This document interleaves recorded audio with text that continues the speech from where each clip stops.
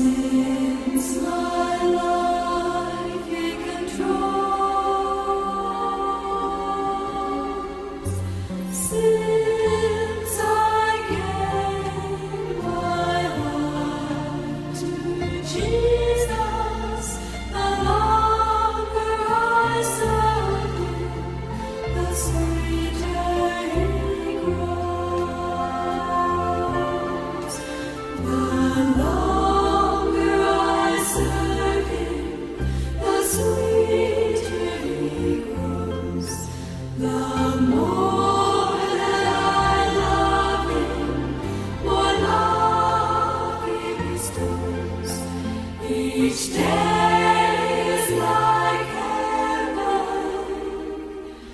My heart overflows. The longer I serve Him, the sweeter He grows.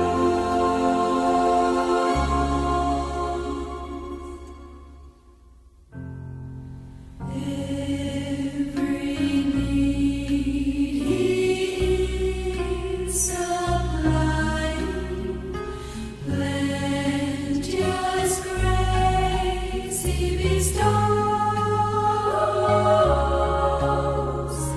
Every day my way gets brighter.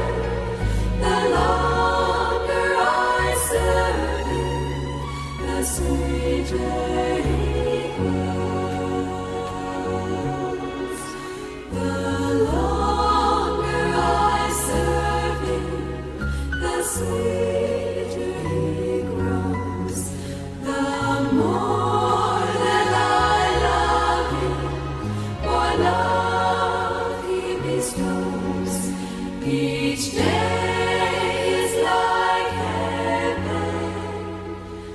My heart overflows. The longer I serve Him, the sweeter He grows.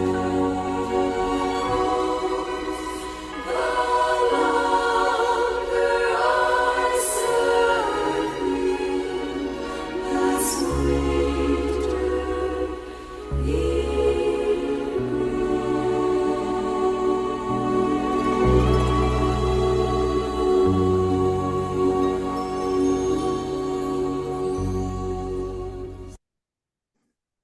Amen. Amen po sa napakagandang awitin. And amen po dahil tayo po ay muling nagkasama-sama na naman po. Ngayon po ay araw ng Lunes, January 15, 2024. Good morning, good afternoon, and good evening saan man po tayo naroroon sa ating mga kinalalagyan. Nawa ang patnubay at biyaya ng Panginoon ay sa ating lahat.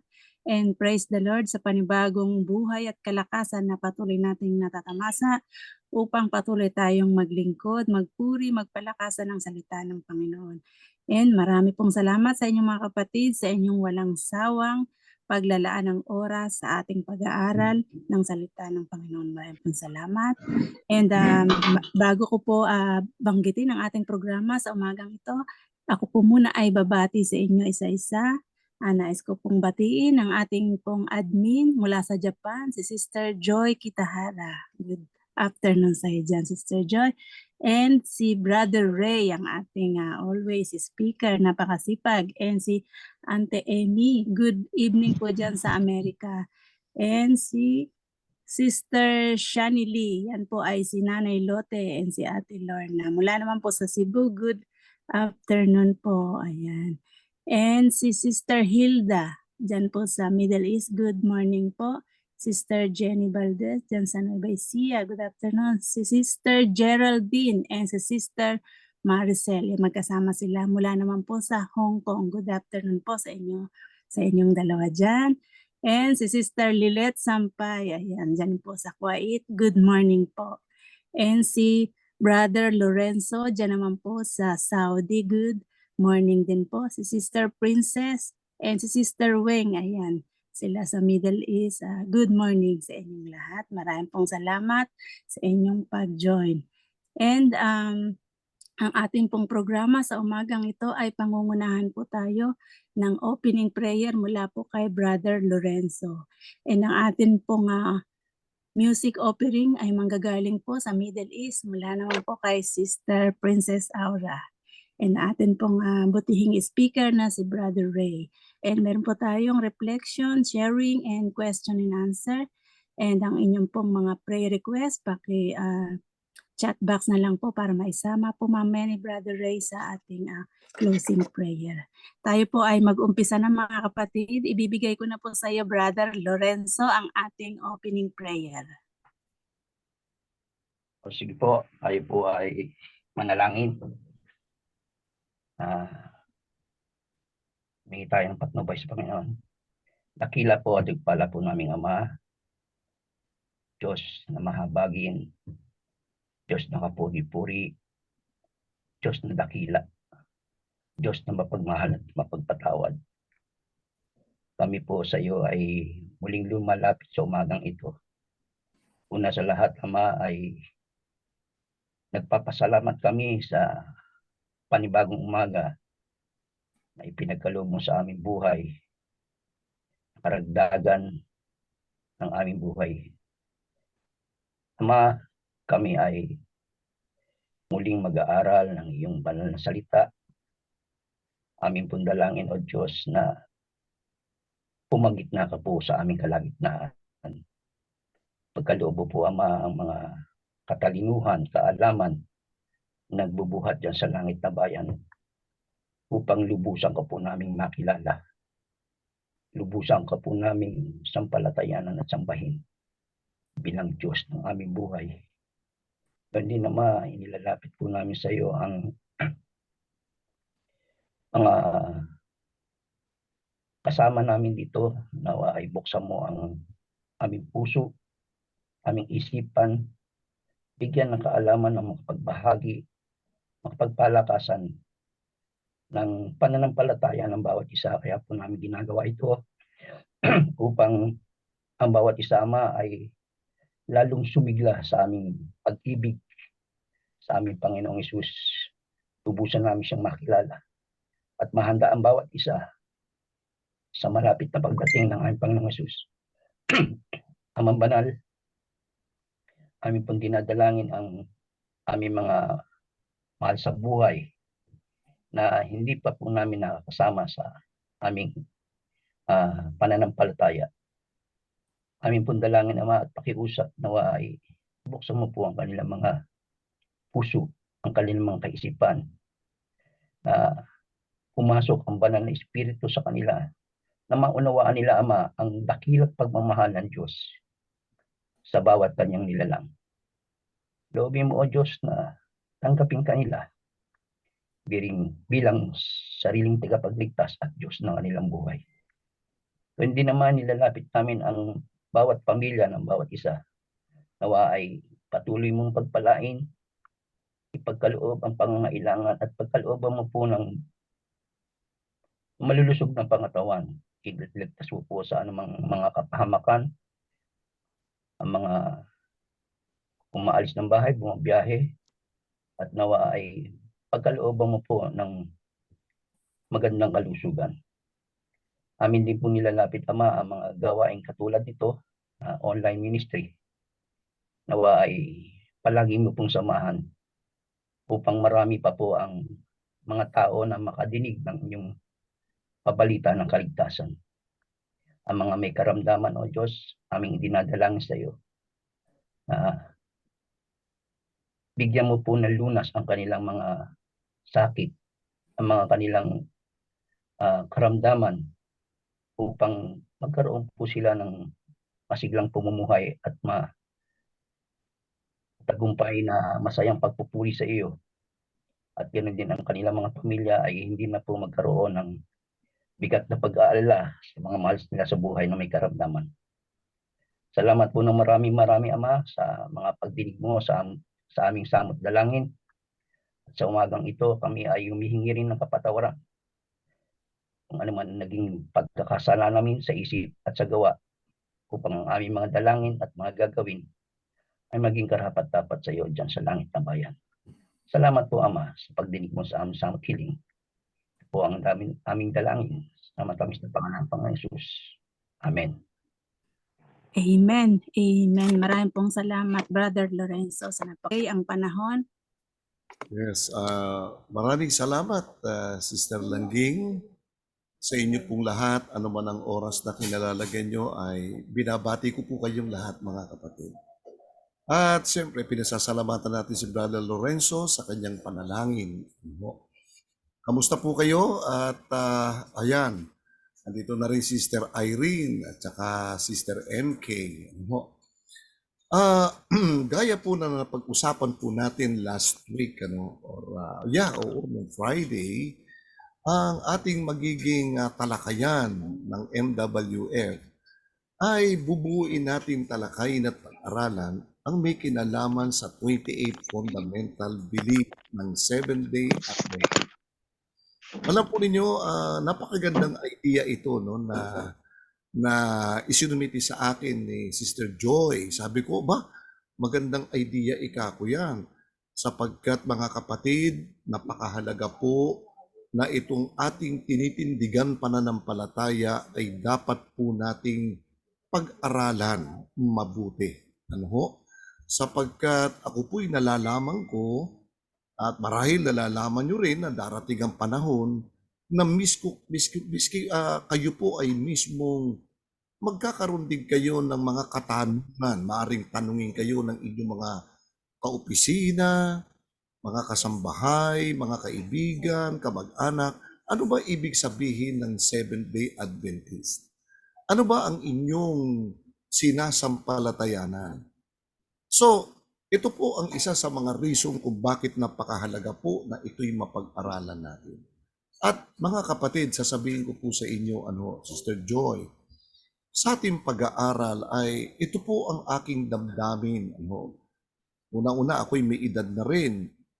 Yung edad ko ay naghahanda na rin tayo na anytime pwede na tayo pagpapahingahin ng Panginoon. Sana yung nalalaman ko rin naman ay mai-transfer ko sa inyo, mai-share ko sa inyo para itong mga napag-aaralan natin ay mai-share nyo rin naman sa mga taong nagtatanong po sa inyo. And then time will come, Brother Lorenzo, maaari dyan sa Saudi Arabia, ay meron kayong makausap na mga ibang mga religion na maaaring tanungin din kayo dyan. Ano ba ang Seventh-day Adventist? Pero, ang first fundamental belief ng Seventh-day Adventist na pinaninindigan natin, walang iba kundi ang saligan po ng ating paniniwala ay ang Biblia. Ito po ang saligan nating mga Kristiyano. Ito ang ating pinangahawakan at tayo'y naniniwala na ang aklat na ito ang siyang kinasusulatan ng mga salita po ng Diyos. Lalo natin, ito po ay kinasusulatan kasi hindi naman pure na salita ng Diyos ang nakasulat Hindi naman cover to cover, kundi punong-puno ito ng mga kasaysayan, punong-puno rin ito ng mga salita, yung mga salita ni Satanas nandito rin Yung aral ni Satanas nandito rin. Gaya halimbawa ng mga salita ng mga hari, iba't ibang mga tao, nagsasaysay po lahat dito. Pinasulat ito ng Panginoon para malaman natin kung ano ang mga katotohanan, malaman po natin kung ano ang aral na mapupulot po natin na ipinatala ng Panginoon dito sa Biblia. Pakinggan natin ang isang talata po kung bakit nasulat ang Biblia na ito ay pinangahawakan ng Seventh-day Adventist tungkol po sa tinatawag na The Bible, ang siyang saligan ng una nating sinasampalatayanan do sa 28 fundamental belief ng Seventh-day Adventist. Dito po sa chapter 15 verse 4 ng Romans, ito po ang pinaninindigan natin at isa sa pinanghahawakan natin kung bakit tayo naniniwala sa Biblia na nakasulat. Ang sabi ganito, sapagkat ang anumang mga bagay na isinulat ng una, ayan.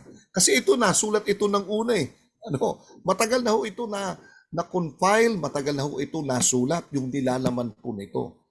Kaya ang sabi ni Paul, sapagkat ang anumang mga bagay na isinulat ng una ay nangasulat dahil sa ikatututo natin, upang sa pamamagitan ng pagtitiis ay mag-aliw ng mga kasulatan ay magkaroon tayo ng pag-asa. Nandito, pag may problema tayo, dito tayo tatakbo. Aalamin natin kasi yung mga problema nating lahat, mga kapatid, ay naging karanasan din ng mga sinaunang tao. At yung kanilang mga naranasang mga suliranin, ng mga tao nung una na naging karanasan din natin, nandito rin po yung resulta, narito rin po yung mga kasagutan, nakasulat po dito mismo sa tinatawag nating the Bible. Ngayon, tingnan po natin dito po sa Biblia na pinanghahawakan natin, na siyang sinasampalatayanan po ng Seventh-day Adventist. Itong Biblia na pinanghahawakan natin, mga kapatid, ay tinatawag ito sa 4 na katawagan. Una, sa Tagalog, ito ay tinatawag na Aklat ng Panginoon o yung tinatawag na The Book of the Lord. Pakinggan natin dito po sa Isaiah. Ang sabi sa Isaiah, the Book of Isaiah, ang sabi rito sa chapter 34 verse 16, itong Bible na tinatawag natin, na pinanghahawakan natin, ay tinawag itong The Book of the Lord o Aklat ng Panginoon. Tignan natin sa chapter 34 verse 16 ng Isaiah, ganito pinaliwanag ng Panginoon ang tungkol sa the Bible na ating pinanghahawakan. Ang sabi ganito, inyong saliksikin sa aklat ng Panginoon. Aba, ang ganda, no? At inyong basahin, o yung pinababasa sa atin, kahit isa sa mga ito ay hindi magkukulang. Walang mangangailangan ng kanyang kasama, sapagkat iniutos ng aking bibig at pinisan. Tingnan ninyo, no? Kaya na-confile ito dahil pala through the power of the Holy Spirit, pinisan sila. Ibig sabihin, pinag-compile, pinagsama-sama ito. Kaya tinawag itong the Bible natin. The Bible is from the word English. Sa English po, tinawag itong the Bible. But originally, itong the Bible ay tinawag po sa Greek na Biblos. Kababasahan po natin sa Bible, sa New Testament, na yung mga writings, yung mga scriptures na tinatawag nating the Bible from English translation, ito'y nagmula doon sa original word na Biblos, from the Greek word Biblos. At itong Biblos na ito, ang kahulugan pala ng the Biblos, Sister Langging, ay the books, mga aklat. Pag sinabing mga aklat, ito'y marami pong mga aklat na pinagsama, kaya parang bicycle. Dalawang gulong, bicycle. Kaya ito ay Bible, pinagsamang mga aklat. At sapagkat ito'y tinawag na the Bible or Biblos, mga aklat na pinagsama, nahahati sila sa 2 aklat. Ito na yung Old Testament, yung unang kasaysayan noon na tinawag na Matandang Testamento at tinatawag na Bagong Tipan or the New Testament. Nahati sila sa 2 pero pinagsama sila. Kaya tinawag na the Bible or the Biblos.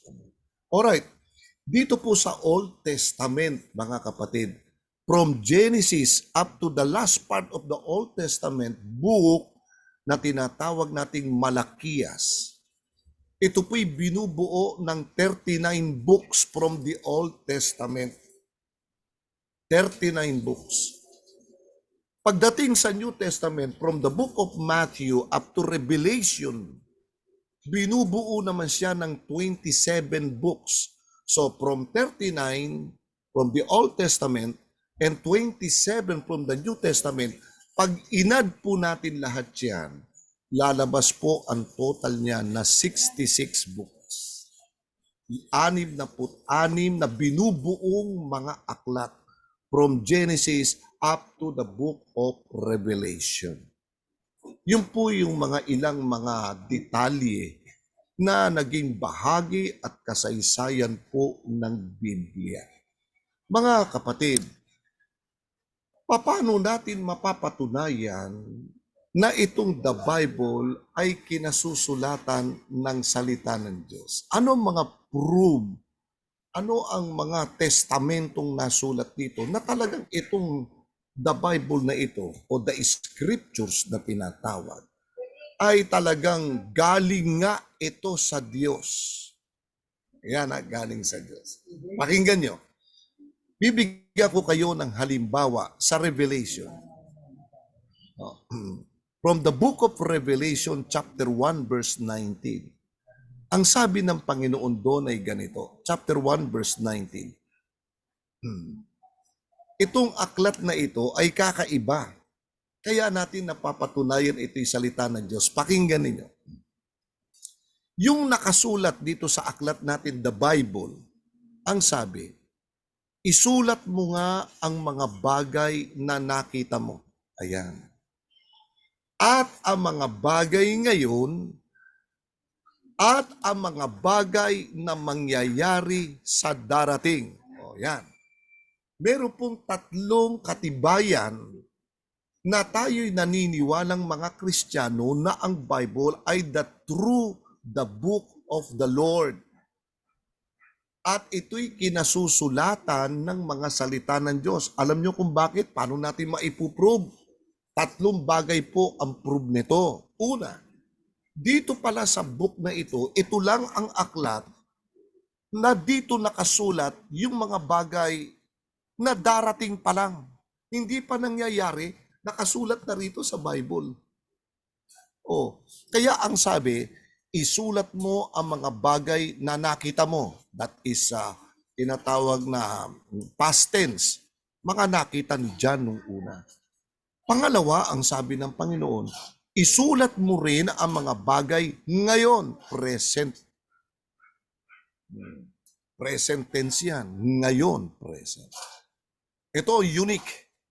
At isulat mo ang mga bagay na mangyayari sa future, sa darating. Itong aklat na ito, nakatitiyak tayo, this is the Word of God, sapagkat yung mga bagay na hindi pa nangyayari ay nakasulat na rito. At patutunayan natin ano ang katibayan na itong the Bible ay kinasusulatan ng mga, nawalan kami yata ng kuryente. Sandali lang po mga kapatid, nawalan kami ng kuryente. Pakiilaw. Ano ang, sandali lang po, ayan. Ayun, nailawan ako. Salamat po. Salamat. Bumalik ang kuryente. Ano katibayan natin mga kapatid na yung mga bagay na hindi pa nangyayari ay nakatala na sa Bible, mangyayari pa lang. Example, babasahin po natin from the book of Matthew. Ang sabi sa Matthew ay ganito. From the book of Matthew chapter 24, ang sabi ganito. Ito yung mga evidence. Ang pinag-uusapan natin, the evidence that the Bible is the Word of God. Dito po sa chapter 24, babasahin ko po sa inyo sa verse 6. Ang sabi ganito, at makakarinig kayo ng mga digmaan. Alright. Sinulat na ito panahon pa ni Christ o after Christ resurrected. Matapos na mabuhay ang ating Panginoong Jesucristo, after 34 years, doon na isulat ng mga apostol yung mga sinabi ni Kristo na tinuro sa kanila. After 34 years, isinulat nila yung mga bagay na hindi pa mangyayari pa lang sa future.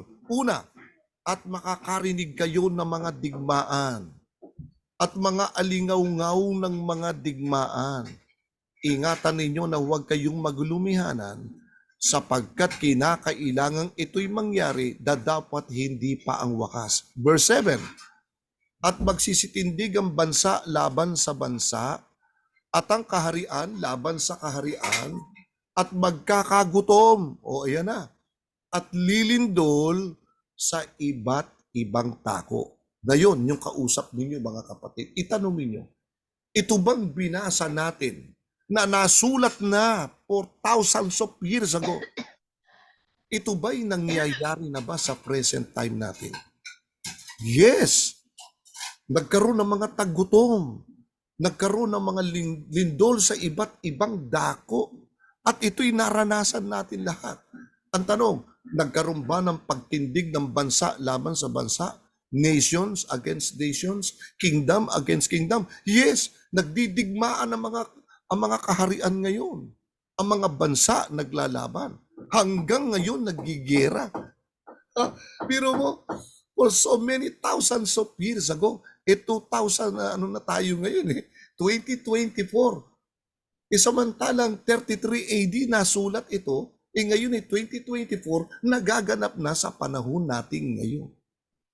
Kaya matibay ang fundamental belief ng Seventh-day Adventist about the Bible na pinangahawakan natin. Kaya itong the Bible na ito ay tiyak na tiyak sa example pa lang na iniwan natin ay totoong this is the Word of God. Alright. Meron pong katanungan kasi lumabas dito no? Ang tanong ito bang the Bible ay nagtuturo sa atin ng mga aral kung paano tayo maglilingkod sa Diyos? Opo. Yan po'y pinakikilala po ng Bible. Lahat po ng katanungan ng tao, anumang mga doktrina, anumang aral, ay sinasagot po ng Biblia. Alinmang mga aral na hindi sumasang-ayon po dito sa the Bible na hawak natin or the scriptures ay hindi po sa Diyos.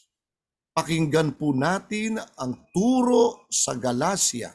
Pakinggan po ninyo from the book of Galatians sa chapter 1. Pakinggan natin verse 8 and 9. Ito.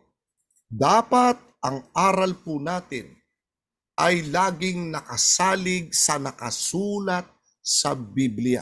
Pakinggan po natin. Ang sabi ganito, dapat kahit kami, sabi ni Paul, yung sumulat ng ilang bahagi sa New Testament Bible, ang sabi niya, kahit kami o isang anghel na mula sa langit na mangaral sa inyo ng anumang ebanghelyo na iba sa aming ipinangangaral sa inyo ay matakwil. O ayan. Ano man daw yung mga aral na itinuro na nakasulat sa Bible, kapag may nangangaral sa atin ngayon, hindi sumasang-ayon sa mga nakasulat at pinaliliwanag ng Biblia, ang sabi ng Panginoon, itakwil nyo na yan.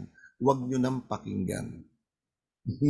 No? Kaya ang aral ng Seventh-day Adventist, nakasalig po dito po sa banal na kasulatan. Patutunayan natin, anong mga aral ang sinasaligan ng foundation ng doctrine ng Seventh-day Adventist. Pakinggan ninyo. Dito po sa 1 Thessalonians chapter 2. Babase lahat tayo sa Bible. Dito po sa 1 Thessalonians chapter 2, verse 13 and 14, ganito sabi. Dito nakabase ang salita, yung mga aral ng Adventist. Ang sabi ni Paul ay ganito. At dahil naman dito, kami ay nagpapasalamat na walang patid sa Diyos na inyong tinanggap sa amin ang salitang ipinangaral. Now, take note yung foundation ng doctrine ng Seventh-day Adventist ay nakasalig sa Word of God na nakasulat sa Bible. Tuloy natin ang basa. Ulitin ko. At dahil naman dito, kami ay nangagpapasalamat na walang patid sa Diyos na nang inyong tanggapin sa amin ang salitang ipinangaral sa makatwidbagay ang salita ng Diyos. Kita niyo? Ano daw yung tinatanggap natin? The Word of God. Alright. Ay inyong tinanggap na hindi gaya ng salita ng mga tao, kundi ayon sa katotohanan na salita ng Diyos na gumagawa naman sa inyo na nagsisisampalataya. So, napakaliwanag po, no? Ito palang the Bible, maliwanag na tinawag na the Word of God, salita ng Diyos, na tinanggap natin. Kaya ang doctrine ng Seventh-day Adventist ay laging sola scriptura. That is the Latin word na ibig sabihin ng sola scriptura ay the Bible and the Bible alone. Kita ho ninyo? Kaya sa mga study natin dito sa Zoom, sa pag-aaral natin, hindi ako gumagamit ng ibang mga libro except the Bible. Dito ko kayo dinadala lahat, mga kapatid. Mga konteksto na nakasulat sa Bible. Bakit? Matibay ito eh. Kapag ang aral natin at kaya matibay ang doktrina ng Seventh-day Adventist kasi nakasalig tayo sa salita ng Diyos. Yun ang sinusunod natin. At kapag sinusunod natin yung mga aral na siyang tinawag na the Word of God, mga kapatid, napakatibay ng doktrina natin. Walang makakagiba. Pakinggan ninyo. Tignan natin, ano? Dito po sa 2 Peter, naku, napakaganda nito. No? Nagliliwanag pa eh. Sa 2 Peter chapter 1, tignan natin, ano? Verse 19. Ang sabi ganito, 19 and 20. At kami, ayan, ito pa yung isang terminology na in-apply, na ipinantawag sa loob ng the Bible. At kami ay mayroong lalong panatag na salita ng hula. Ayun, yung Bible, tinatawag din siya, Sister Joy, Sister MC, tinatawag din siyang, the word of prophecy, salita ng hula. Bakit? Almost 1/3 dito, puro prophecy. Gaya halimbawa doon sa Genesis, may prophecy ng iniwan doon, nang magkasala si Eva at si Adan. May prophecy ron. Yung prophecy kay Abraham na pararamihin ko ang iyong bindi, still yung prophecy yun nagpapatuloy pa hanggang ngayon. Yung prophecy kay Daniel about the Antichrist, about the kingdom, about the second coming, prophecy nakasulat din kay Prophet Daniel sa Book of Daniel. Sa Book of Isaiah, the second coming of Christ, andun din. Hindi pa lahat nagaganap yan. Kaya yung mga sinalita ng Diyos na magaganap pa lang at hindi pa nagaganap, ang tawag doon ay the word of prophecy. Salita ng hula. Kaya ang the Bible ay tinatawag na salita ng hula. Ituloy natin. At kami ay mayroong lalong panatag na salita ng hula na mabuti ang inyong ginagawa kung ito'y inyong sinusundan. Ayun. Kaya sumusunod tayo sa the book of prophecy na gaya ng sa isang ilawang lumiliwanag sa isang dakong madilim hanggang sa pagbubukang liwayway, hanggang sa pag-uumaga. At ang tala sa umaga ay sumilang sa inyong mga puso. Alam niyo ba kung sino yung tala? And that is Jesus Christ. Tala sa umaga. Alright, verse 20. Na maalaman muna ito na alinmang hula o prophecy ng kasulatan ay hindi nagbuhat sa sariling pagpapaliwanag.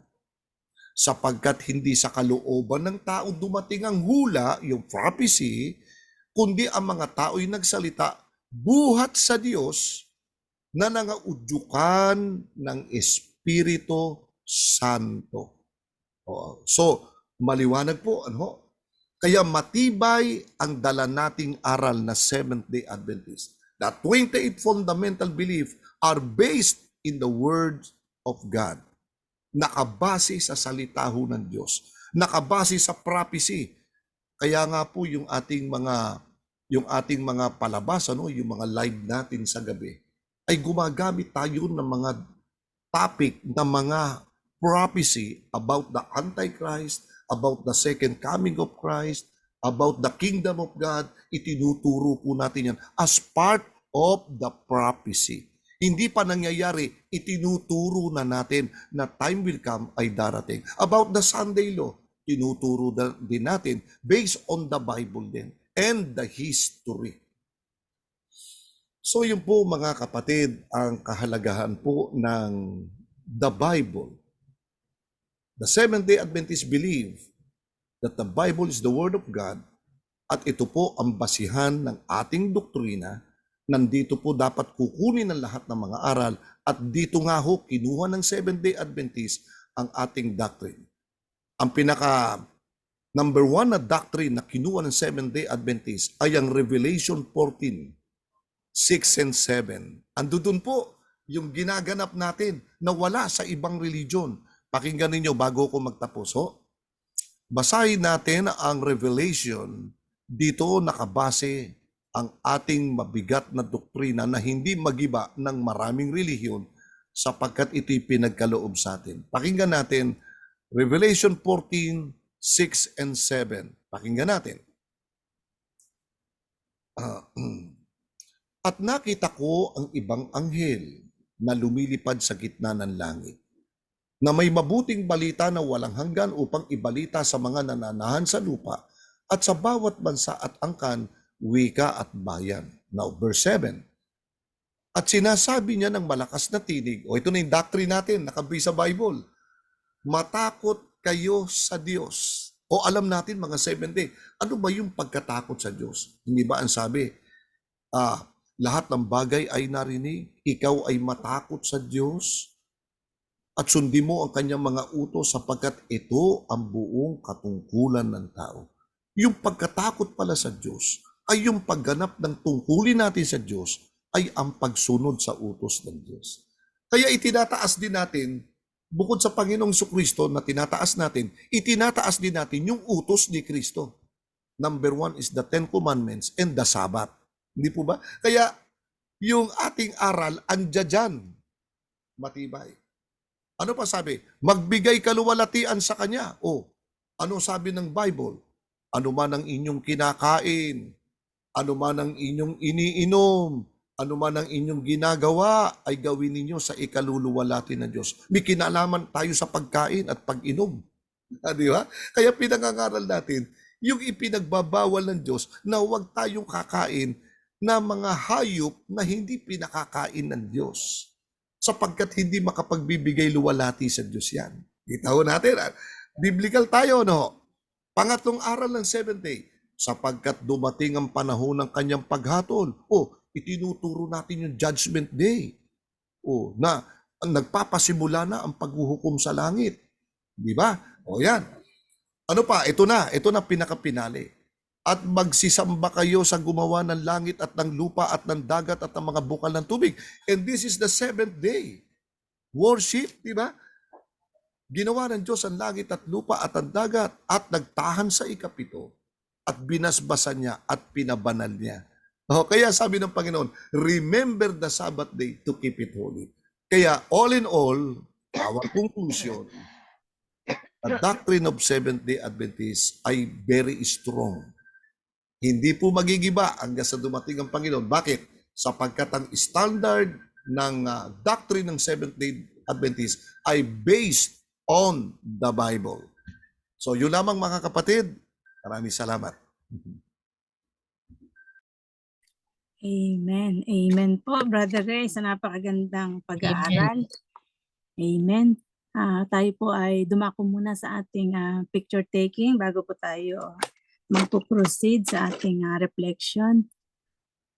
Tayo po muna mga kapatid ay mag-picture taking.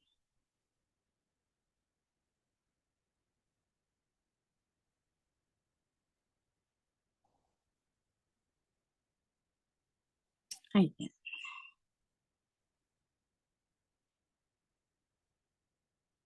Okay. Okay. Sige. Okay, yan. 1, 2, and 3. Wait lang po. 1, 2, and 3. Smile, Nay.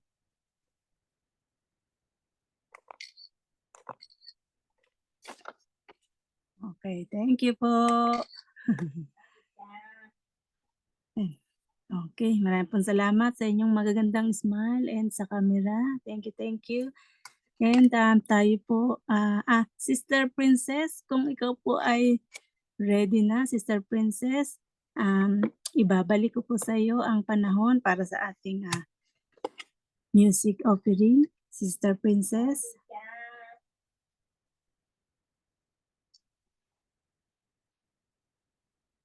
Sister Princess, narinig mo ako? Kita natin okay na yung signal sa Oo, Ayan, okay po. ako dinig niyo. Ayan, ayan, dinig. Okay, sige po. Try natin itong stop. Ano na lang, continue na lang kayo po. Apo, sige po.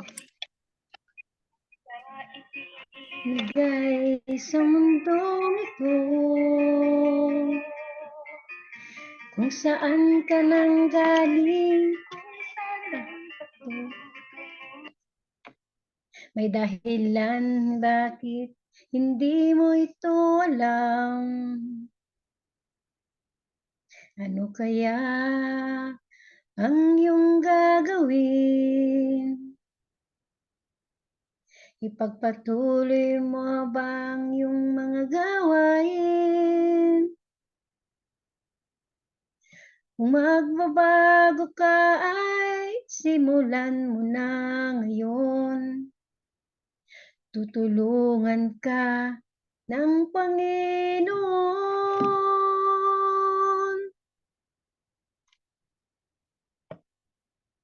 Lumapit sa Kanya, ibigay buong sarili, puso't kaluluwa. Huwag nang maghantay pa, ngayon mo ito gawin. Sapagkat di mo ba ito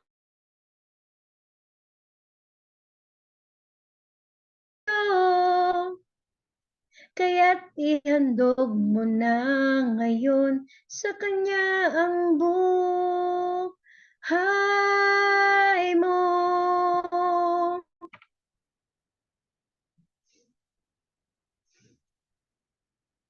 Natin ay pansamantala, isang saglit ika'y buhay, tapos wala ka na. Kaya't ngayon ang panahon, ang katotohanan. Diyos lamang ang buhay na walang hanggan. Lumapit sa Kanya, ibigay buong sarili, puso't kaluluwa. Huwag nang maghintay pa, ngayon mo ito gawin. Sapagkat di mo batid kung anong dala ng bukas para sa'yo. Kaya't ihandog mo na ngayon sa Kanya ang buhay mo.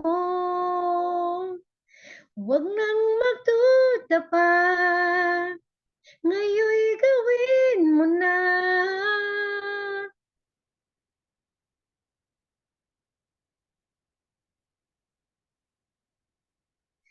lumapit sa Kanya.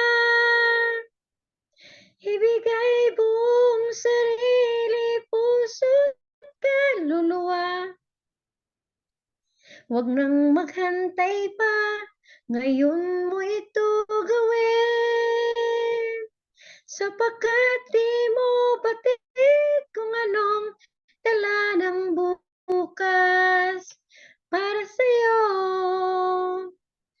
Kaya't ihandog mo na ngayon sa Kanyang buhay mo. Thank you po. Amen, sis. Ayan, amen. Amen, Sister Princess. Maraming salamat Amen. sa napakagandang awitin kahit na ang signal ay medyo mahina. Thank you, Sister Princess. Praise the Lord. And sino pong may katanungan agad-agad? Huwag po kayong Magdadagdag lang ako, sis, ng sige po. may tanong din kasi. At saka, pero sige. dadagdag muna ako. Opo, Pero go bago ang ahead. lahat, gusto ko lang paumanhin kay Brother Ray sa aking panalangin kasi hindi ko na-mention yung kanyang pangalan na gabayan. Pero alam ko naman, ang Diyos ay laging gumagabay sa ating kapatid. Laging ginagamit ang ating kapatid sa lahat ng gawain para makapagpalakas ng pananampalataya ng bawat isa. Salamat po, Brother Ray. Walang anuman po. Salamat po, Brother Lorenzo. Ang idadagdag ko po ay ganito, ang ating po pag-aaral ngayon tungkol sa Bible. Alam ng mga kapatid, nung ako'y maliit, meron kaming aparador na sa loob ay may Bible. Yung Bible siguro mga 6 inches. Ang kapal. Ngayon, nung makita ko, nanay, ano to? Sabi ko.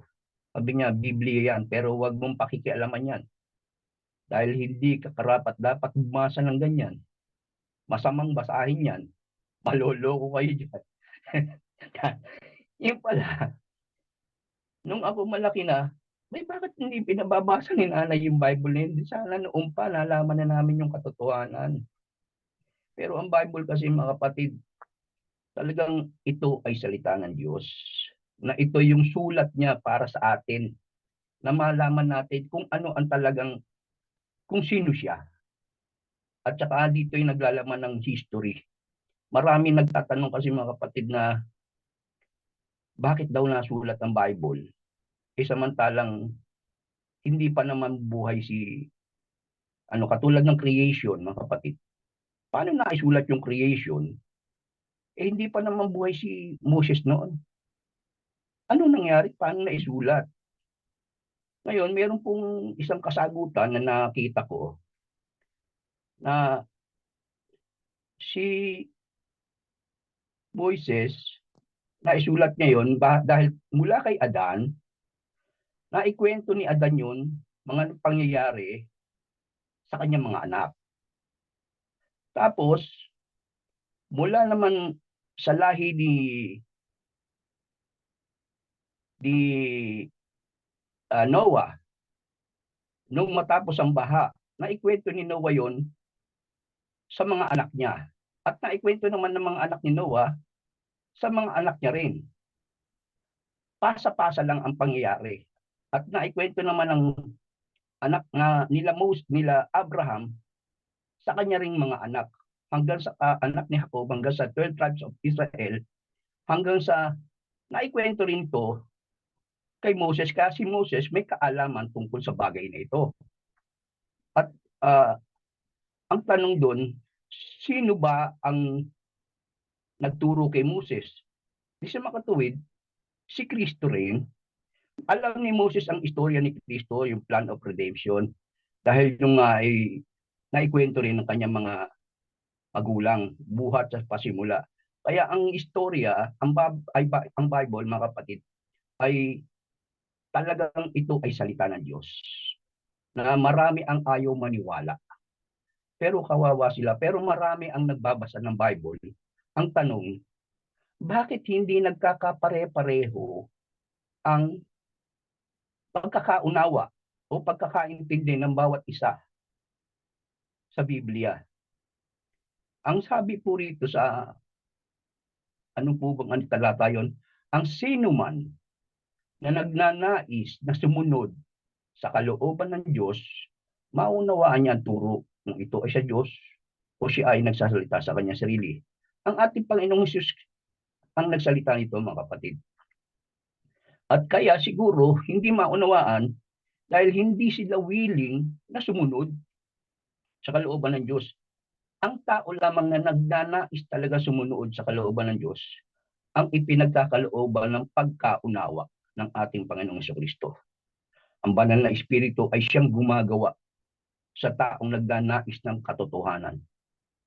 Kaya maaaring yung ang nagiging dahilan, kaya hindi nila rin nagkakapare-pareho ang pagkaunawa ng banal na kasulatan. At maraming mga tao talaga sa ngayon ayaw maniwala sa Biblia.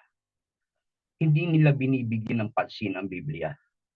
Pero ang meron ako nakita rito sa Hebrew 11 na nagpapatunay na si Kristo mismo ang nagturo kay Moses sa mga bagay na isusulat niya. Sabi rito sa Hebrew 11:26 na inaaring malaking kayamanan ang kadustahan ni Kristo kaysa mga kayamanan ng Ehipto sapagkat ang kanyang tinititigan ay ang gantimpalang kabayaran. Ang sinabi rito ni Apostol Pablo, ang tinitingnan ni Moses ay yung kayamanan na higit sa kayamanan ng sanlibutan. Kaya kay Kristo siya nakatingin. Kaya noong unang panahon, bagamat wala si Kristo, ay alam niya na ni Moses ang malapit na ang pagdating ni Kristo. Kaya si Kristo rin talaga ang nagturo kay Moses para maisulat ang banal na kasulatan. At marami rin po kasi mga tao nga na ayaw maniwala. Dahil sa totoo, ay binibigyan pa nila ng halaga ang sulat ng mga tao kaysa sa sulat ng Panginoon. Ewan ko ba, maraming taong ganun eh. Sa mga hula ng mga taong wala naman sa banal na kasulatan, katulad nila, ano ba yun, yung popular na sumusulat ng prophecy na malayo naman sa katotohanan. Sino ba yun na wala na sa isip ko eh. Yun ang nagiging dahilan, mga kapatid eh. Kaya marami ang tao na ayaw maniwala sa Biblia.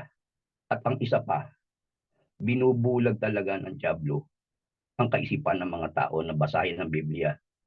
Pero kaya nga tayo ay nagsisikap na maihayag sa mga tao na maiaral sa kanila ang nilalaman ng Biblia, sapagkat kung maunawa lang nila na ang nilalaman ng Biblia ay buhay na walang hanggan, siguro ang bawat isa ay magkakaroon ng interes.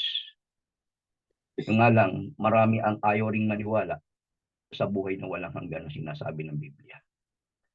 Yun lang po ang aking maibabahagi at magandang umaga po sa inyo. Pagpalain po tayong lahat sa ating mga pag-aaral na ginagawa.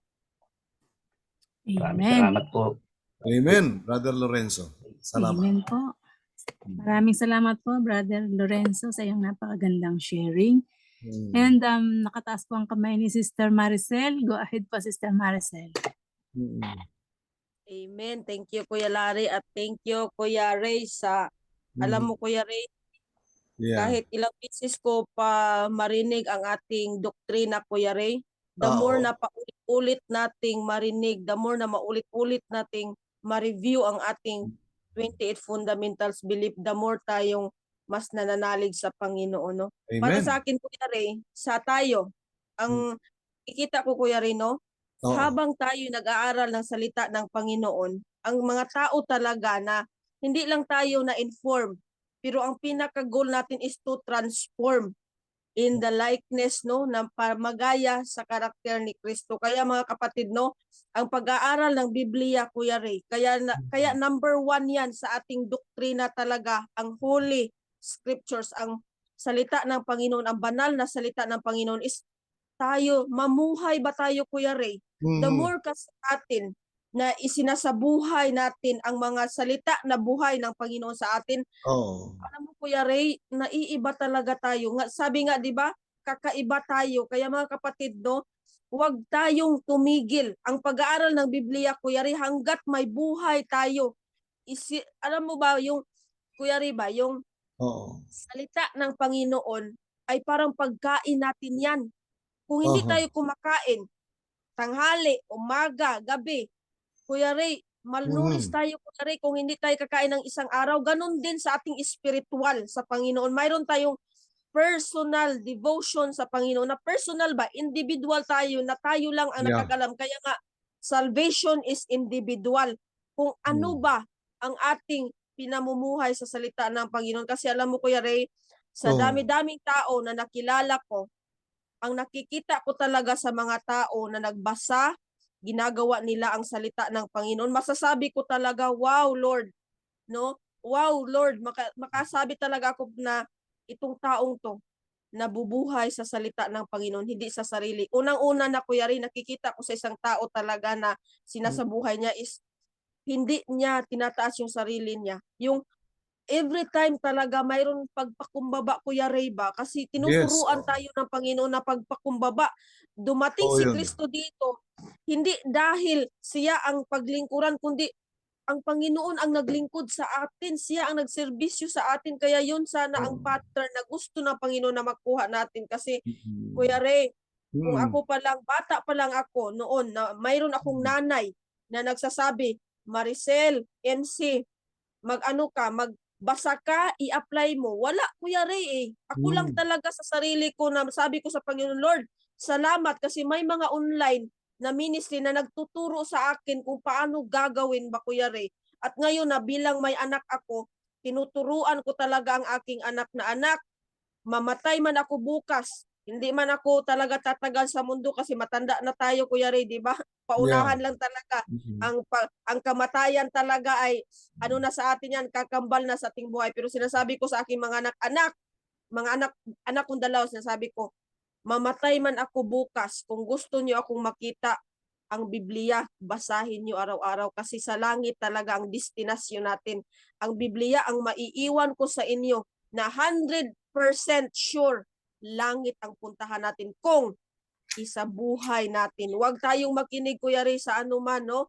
Kasi ang Oo. Tama. Panginoon, nababasa ang ating puso. Kaya manatili tayo sa salita ng Panginoon. Huwag tayong lalabas. Huwag nating pasubrahan. Huwag nating kukunan. Kundi ang mapa ng ating buhay ay nakasalalay sa salita ng Panginoon. At sa Holy Spirit din natutulong sa atin ang mag-transform. Yun ang magbibigay talaga ng reformation, transformation sa ating buhay patungo sa langit na bayan na hinanda sa atin ang Panginoon. Kaya purihin ang Panginoon, Kuya Ray, napakaganda. Ang dami natutunan sa iyo. Praise God. Amen. Salamat. Oo. Amen, amen. Napakaganda ng iyong sinabi, Sister Maricel. Napaka-powerful at napakaganda. Ang dami namin natutunan. And nakataas po si Sister Geraldine. Sige po, go ahead po, Sister Geraldine. Ayan, maraming salamat Kuya Ray sa mga verses talagang pag nag-aaral tayo na may verses po talaga is katibayan Kuya Ray, katanungan lang po. Kasi marami po talagang nagbibigay ng mensahe na masasabi natin by their own lamang yes, nagbabasa sila in sa Bible po, but sometimes they are just put their own knowledge without the knowledge of God. So, may kaparusahan po ba ang taong nagsasalita ng salita ng Panginoon na sa kanila lang namang bahagi? Yung parang masasabi natin na itinataas sa palagay nila, itinataas nila ang Panginoon, pero itinataas pala nila ang kanilang mga sarili. So, ang katanungan ko po, ano po ba ang kaparusahan sa mga taong nagsasalita ng salita ng Panginoon na hindi naman nasang-ayon sa salita ng Panginoon? Yung bang wrong doctrine, sabi natin, wrong doctrine, na kasi pinag-uusapan natin ngayon ang doctrine ng Seventh-day Adventist. But ano po ang kaparusahan? Kasi marami po mga mensahero na nagsasalita pero alam po natin na parang lumihis Kuya Ray. So, ano po ba ang kaparusahan para sa kanila? Alam po ninyo mga kapatid, napakaganda ng inyong mga refleksyon. Yung sinabi rin ni Sister MC, at yung sinasabi mo rin Geraldine. Lahat po tayo ay may binigyan tayo ng Diyos na karapatan na makapangaral, makabahagi ng pangangaral. Pero hindi basta-basta aral. Pinag-iingat din tayo ng Diyos sa paraan ng ating pagtuturo. At sa paraan ng ating pagtuturo, tiyakin natin na yung itinuturo natin ay kasang-ayon sa itinuturo talaga ng Panginoong Hesukristo. Hindi tayo lalabas doon sa paraang itinuro talagang aral ng Panginoon. Pakinggan po ninyo, sa unang Timoteo 4:16 ay ganito po ang sinasabi. Unang Timoteo Kapitulo 4, versikulo 16. Sa pagtuturo natin, meron pong kalakip na pag-iingat. Pakinggan natin. Teka muna ha, ayaw lumabas. Ayan. Teka ha, dito natin pipindutin sa 16. Ayun. Ayaw pa rin. Madali lang po. Aha. Ayan. Tingnan natin sa 16. Mag-ingat ka sa iyong sarili. Tingnan niyo, Sister Geraldine, ha? Mag-ingat ka sa iyong sarili at sa iyong turo. Ayan, pinag-iingat tayo sa pagtuturo, ha? Manatili ka sa mga bagay na ito, sapat sa paggawa nito, ay ang iyo ring sarili ang ililigtas mo at pati na mga nagsisipakinig sa iyo. So mga katwid, may pag-iingat tayo sa pagtuturo. At sa pagtuturo po natin mga kapatid, ay maliwanag na ang itataas nating aral ay si Kristo, hindi po yung sarili natin. Hindi ho. Kasi po kapag tayo nangangaral at parang pinalalabas natin tayo ang magaling, tayo ang center of attraction, hindi na ho si Kristo ang naitataas natin, kundi ang ating sarili. At ang lumalabas niya, nagiging mapagmataas ka. Ayaw ho ng Diyos ang isang mangangaral ay mapagmataas. Ang itinuturo ng Panginoon, kapag ikaw ay mangangaral, ay dapat mahinahon ka at mapagkumbaba ka. Ang itataas mo yung katotohanan ng Diyos. Pakinggan po ninyo kung paano tayo mangangaral. Ho? Itinuro na rin sa Biblia. Tingnan natin sa unang Pedro. Tingnan natin, ho. Sa ikalawang Pedro, ang sabi ganito. Tingnan natin, no? Sa unang Pedro, tingnan natin. Ayan, 1 Peter. Tingnan natin sa 1 Peter. Teka, ikalawang Pedro, I'm sorry.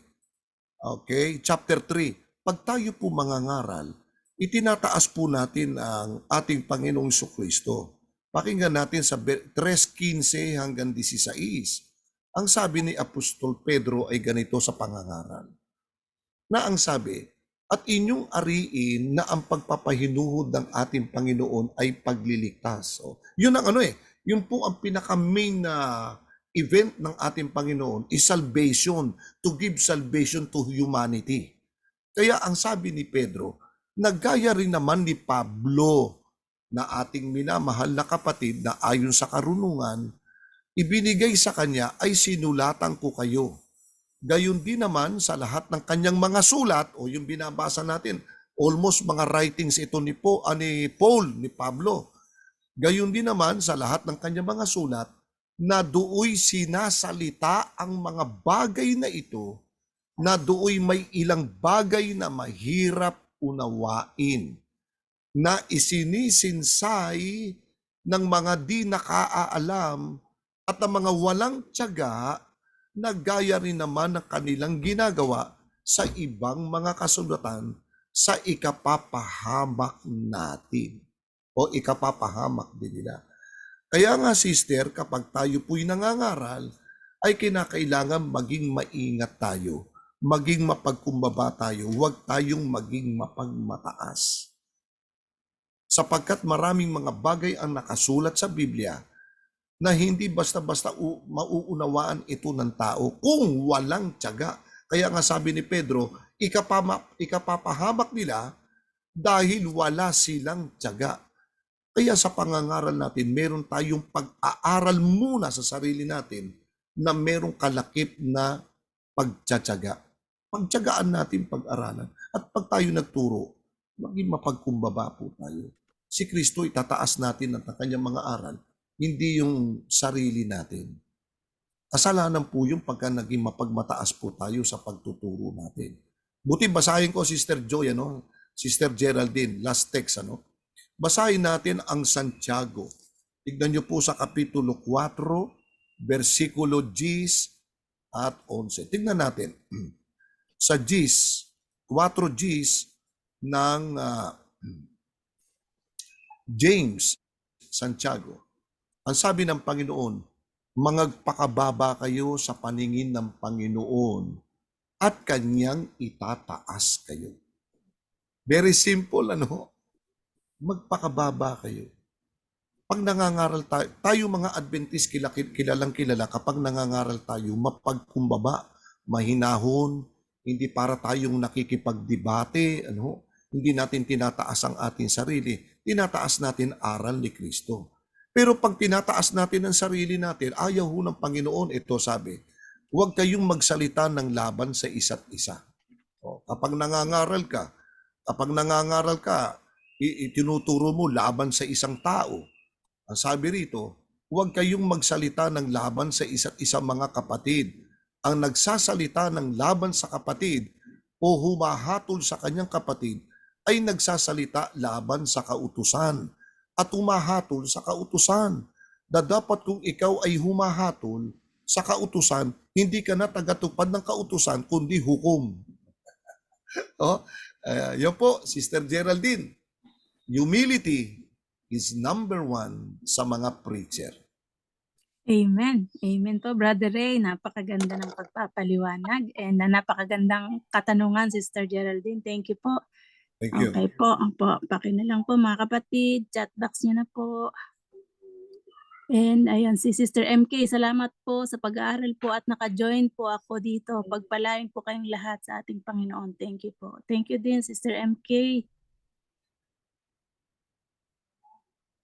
Sister MK, ang hirap na mabahiran ng tradisyon at takot ang pangaral ng salita ni God po. Iba-iba ang version at isip po ng tao. Tama po.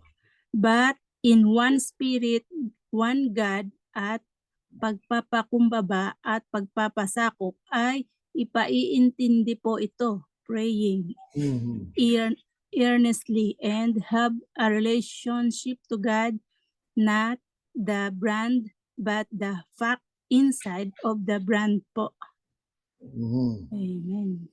And Jesus is si Sister MK pa rin. Jesus is the way, the truth, and the life. No man cometh unto the Father but by me. John 14:6. Ayan po. Sister Nida, ano po ang topic? Sister Nida, ang topic po natin ay atin po fundamental beliefs. 28 fundamentals belief po. Good afternoon po sa iyo, Sister Nida. Hindi kita nabate. Thank you.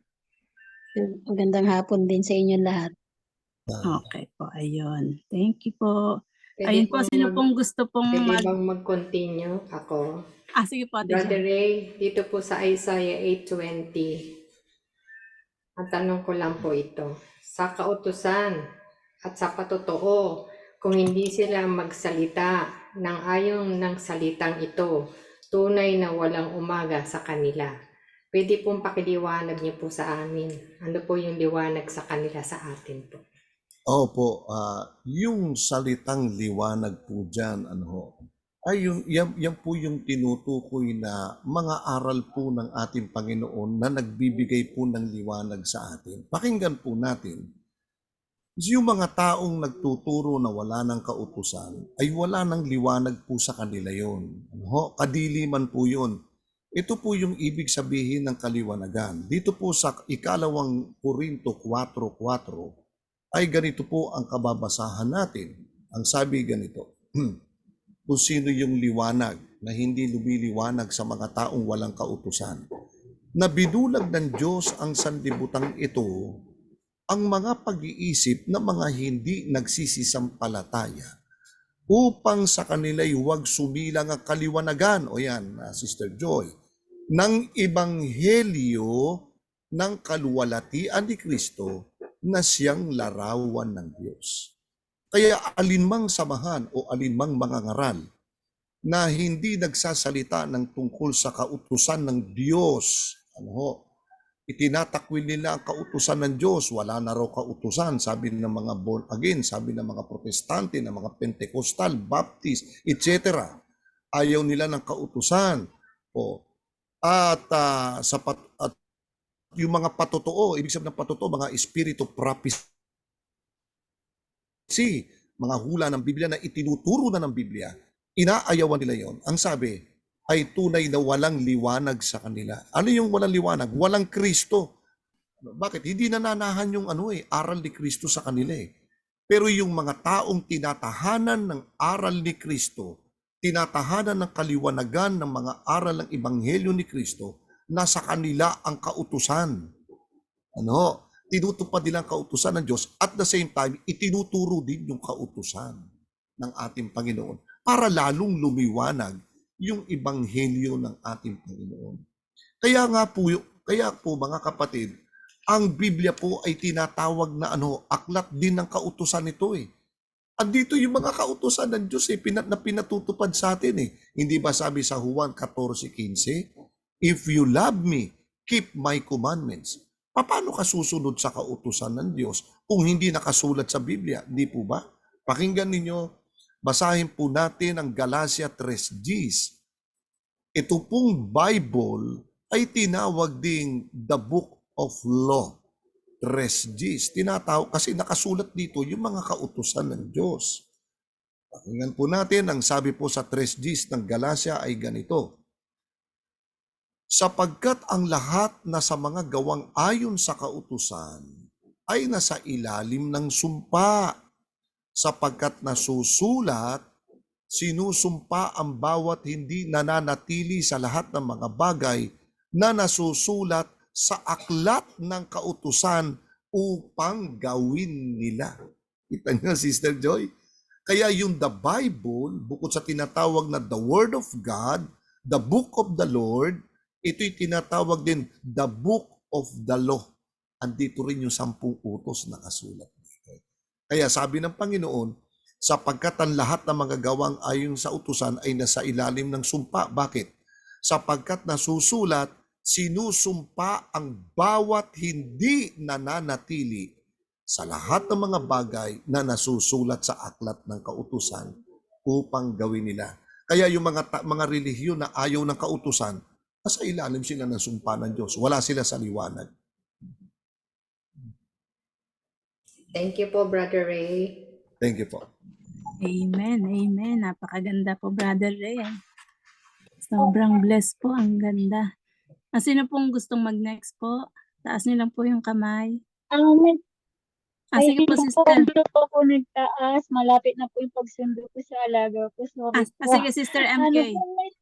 May katanungan po ako kasi ako lang po yung isday ngayon. Kasalanan po bang, dahil ayaw ko makipag-argumento sa aking mga magulang, kasalanan ko po bang hindi ko po mapaiabot sa kanila yung by the help of the Holy Spirit and by the presence of God, yung itong pinag-aaralan po natin. Kasalanan ko po ba kung hindi ko po maiano sa kanila lahat yung yung about sa truth po? Brother Ray. Kasi ayaw ko po makipag-argument sa nanay po. Brother Ray, nakamute ka po, Brother Ray. Sister MK, ang sabi nyo, ayaw mo makipag-argument sa kanya. Ano po ba religion ng inyong ina? Dating religion po namin Catholic po. Roman Catholic po. Oh, I see. So, Catholic po, ano ho. Ang tungkulin po natin ay ganito. Babasahin ko po sa inyo sa ikalawang Timoteo, ano po, Kapitulo 4. Titignan natin ha.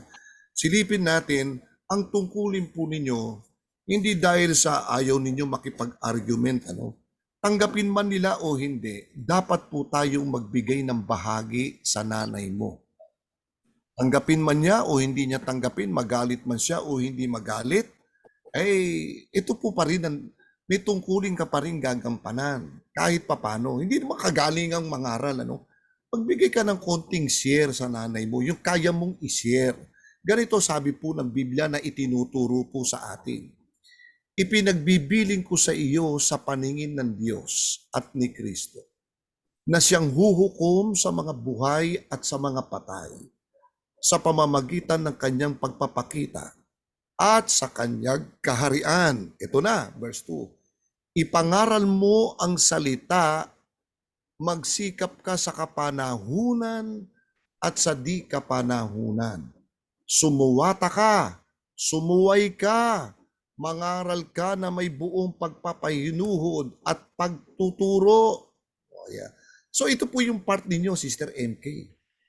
Ipangaral mo ang salita ng Diyos, magsikap ka. Sa panahon man o hindi ka panahunan. Baka magiging dahilan natin, kasi naman yung nanay ko makikipagtalo sa akin.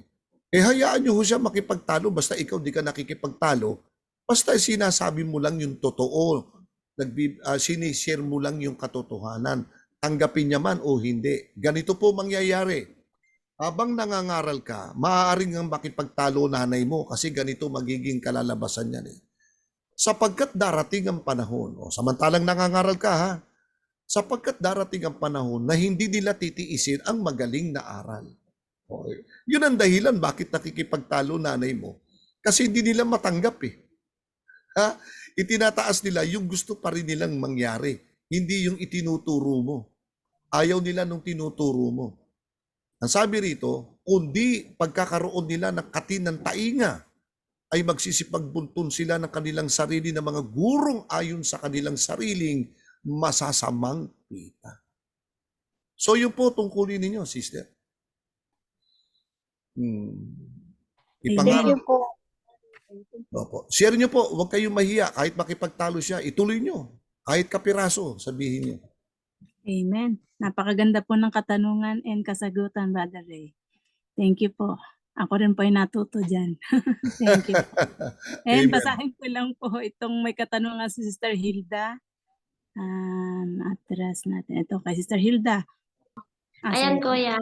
Good morning po sa lahat. Yes. At konting sandali lang po, alam ko po patapos na po.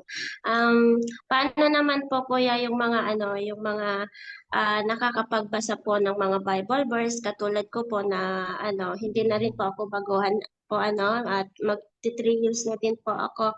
Katulad ko po, Kuya, nag-share po ako ng mga Bible verse na ito po ay uplifting sa akin, at pinaniniwalaan ko at nakakatulong sa aking spiritual growth. Maituturing po ba ito na ang aking pag-share ay wala po ba ako sa Holy Spirit kung halimbawa yung mga nakikinig at yung mga nakakapanood or yung nakakabasa ay meron po silang pag-disagree na ito ay hindi tama or hindi sila naniniwala, ako po ba ay nasa maling paraan? Wala po ba ako sa tamang magandang yung good spirit po? Yun po ba ay nagkakasala ako o dapat ba din po ba akong husgahan kasi wala po akong sapat na kaalaman?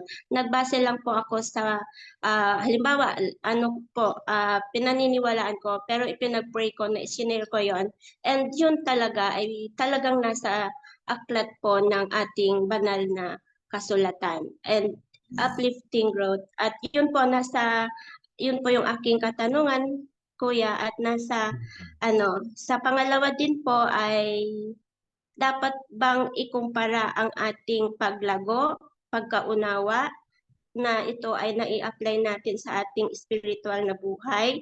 Dapat po ba nating i-compare yung ating paglago sa mga taong hindi pa po nakakakilala at hindi pa po sigasig sa hahanap ng salita ng Panginoon. Meaning, yung hindi po nakakabasa araw-araw sa banal na salita ng Diyos.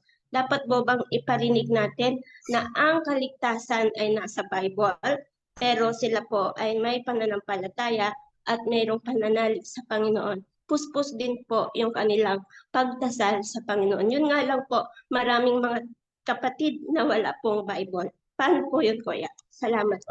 Salamat, Sister Hilda, sa magandang mong katanungan. Una, huwag mo sisihin ang sarili mo kung sa pangangaral mo ay mayroong mga taong nire-reject ang aral mo. Natural po yun eh. Maski ang Panginoong Jesucristo nangaral eh. Sa kanyang pangangaral, nireject nga siya mismo, mga alagad niya, nireject yung aral niya eh. Ni Kristo. Nangaral po si Kristo. Ang dami pong mga alagad ni Kristo ang tumalikod sa kanya. Pakinggan ninyo, sa aklat po ni Juan, chapter 6, verse 66, ganito po kababasahan natin. Huwag nating aasahan, don't expect the unexpected. Sa pangangaral natin, talagang natural na mayroong mga taong hindi tatanggap, pero mayroon din namang mga taong tatanggap. Ang ibig sabihin lamang, hindi lahat ng inaaralan mo itatanggap. Pakinggan mo ha. Dito po sa chapter 6, verse 65 and 66, ganito po pangyayari. At sinabi niya, dahil dito'y sinabi ko sa inyo na walang taong makalalapit sa akin, maliban na ipagkaloob sa kanya ng Ama. O ito, nangaral si Kristo. Ito tinuro niya eh. Ito katotohanan. Wala talagang taong makalalapit sa Panginoong Jesucristo malibang ipagkaloob sa kanya ng Ama. Nang marinig ito, nung ilang followers ni Christ, ano naging epekto nito sa mga nakapakinig sa ilang mga apostol niya? Ito sabi, dahil dito'y marami sa kanyang mga alagad ay nagsitalikod at hindi na nagsisama sa kanya. Si Kristo na ho yung nangaral ha. Sinabi niya na yung katotohanan tungkol sa salvation. Tagasunod na tinawag na ng mga alagad dito eh. Nang marinig nila yon, hindi nila matanggap, hindi nila masikmura, tumalikod sila kay Kristo, hindi na sila bumalik kay Kristo. Kaya ganun din naman tayo kapag tayo nangangaral, huwag nating na-expect na lahat ng inaralan natin ay makikinig sa iyo. At huwag mo naman sisihin ang sarili mo kung walang nakinig. Pakinggan po ninyo sa ikalawang Timoteo, ito'y reminder lang sa ating lahat, reminder din sa akin to. Sa ikalawang Timoteo, kapitulo 4 na ang versikulo 2 at 3, ito ang kasagutan. Ito yung ginagawa mo, Sister Hilda. Ipangaral mo ang salita, magsikap ka sa kapanahunan at sa di kapanahunan. Sumuwata ka, sumuway ka, mangaral ka na may buong pagpapahinuhod, pagpapakumbaba at pagtuturo. Anong epekto niyan? Sapagkat darating ang panahon na hindi nila titiisin ang magaling aral, kundi magkakaroon nila ng katinantainga at magsisipagbuntun sila sa kanilang sarili na mga gurong ayon sa kanilang sariling masasamang kita. So yun po ang una kong kasagutan. Sa ikalawang katanungan mo naman ay hindi ko masyadong ano ba yung ikalawa mong katanungan, Mr. Hilda? Parang ano yun, Brother Ed, yung pwede po bang ikumpara yung knowledge mo sa knowledge ng iba? Ay hindi mo pwede ikumpara. Unang-una, nare-recall ko na ngayon. Kasi yung sinasabi mo, yung iba walang alam sa Bible, yung iba kasi hindi nagbabasa. Huwag natin ikumpara yung nalalaman natin sa hindi nila nalalaman. Kasi, kaya meron kang nalalaman kasi palabasa ka.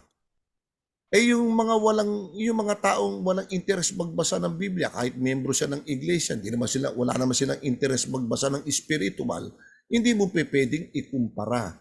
Ang magagawa po lamang natin sa mga ganong tao, tulungan po natin. So tulungan natin, i-encourage natin na sila'y magkaroon ng interest ng pagbabasa ng Biblia para sila naman ay maging katulad mo na merong knowledge sa pagkaalam sa katotohanan. So yun po ang aking masasabi ron. Mga kapatid, yan ang iwasan natin yung comparison. Wag. Huwag natin sabihin, mas banal ako kaysa sa tao. Wag, wag. Naku, delikado po yung ganun. Kasi gawain po ni Satanas po yung ganun, yung comparative. Naku, ayaw yun ng Diyos. Opo. Brother Ray, 1 minute. 1 minute lang. Mga kapatid, mag-ingat po tayo sa paggamit ng pagbabasa palagi ng mga aklat. Halimbawa, babasa ko ng aklat ni Ellen G. White. Yung binasa mong sulat ni Ellen G. White, hindi mo alam ang background nun eh. Mga sinulat ni Ellen G. White nung kanyang meron mga bagay na mga isinulat nyo nung kapanahunan niya na applicable lamang sa panahon niya. Halimbawa, yung tungkol sa pagliligo ng araw ng Sabado.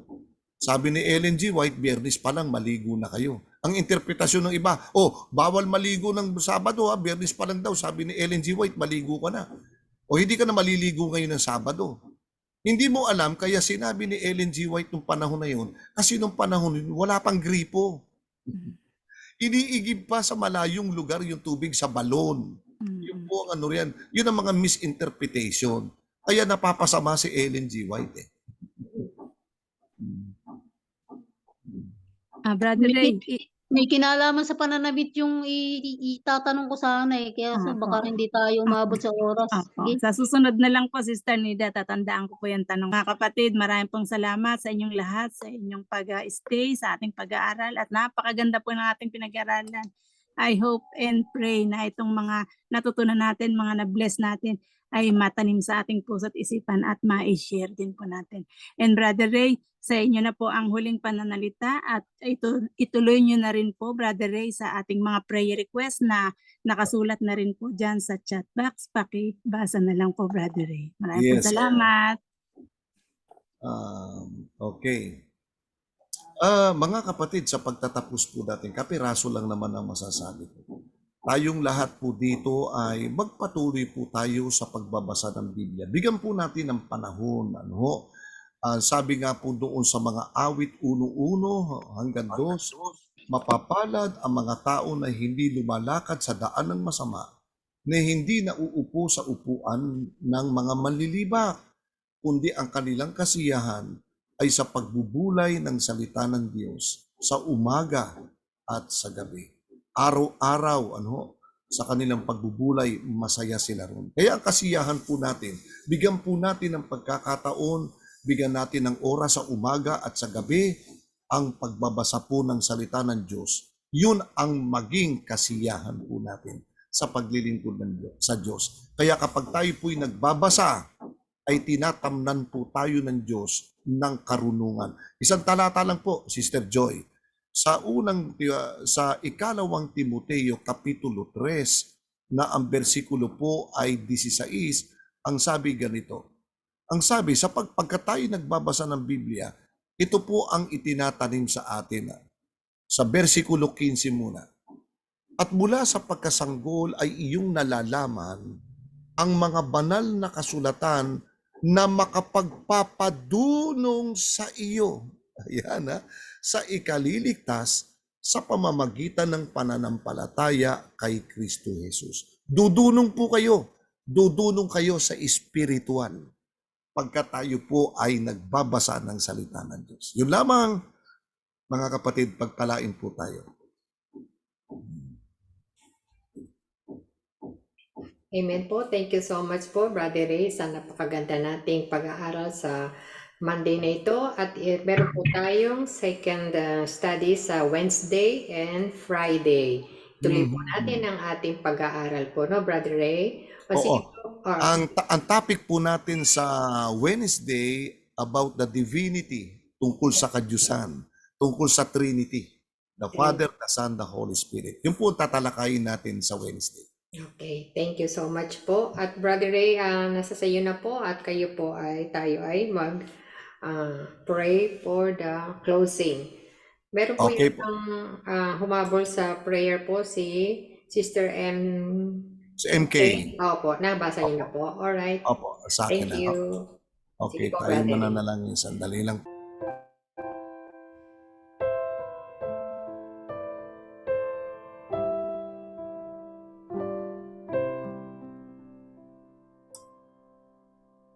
Panginoon po naming Diyos, Maraming salamat sa pagkakataong ito'y binuksan muli ang aming mga damdamin, pinukaw ng banal na Espiritu Santo upang kami kilusin na lalo kaming manangan sa iyong aklat, ang banal na kasulatan ang Biblia. Na nauunawaan po namin na ito'y kinalan na pinapalooban ng Diyos na makapagpapatuloy sa espiritual upang kami, Panginoon, ay huwag madaya ng sanlibutan at tugusan ka naming makilala sa pamamagitan ng kasulatan ito at lalo kami magtulibay sa aming pananampalataya.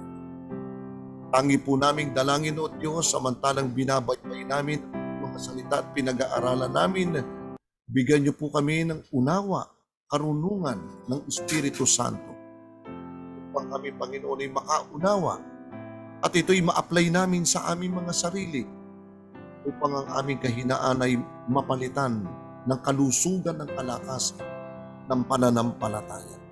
Hindi lamang para sa aming sarili, kundi maibahagi po namin, Ama, sa mga taong nangangailangan ng kaligtasan, lalo higit sa aming mga mahal sa buhay na hindi pa namin kabilang sa pananampalataya. Huwag nawa naming ikahiya na patutuhanan ng mga tao tungkol sa aming Panginoon Jesus. Taas namin ang aming Panginoon na siyang tumubos ng aming pag-asa.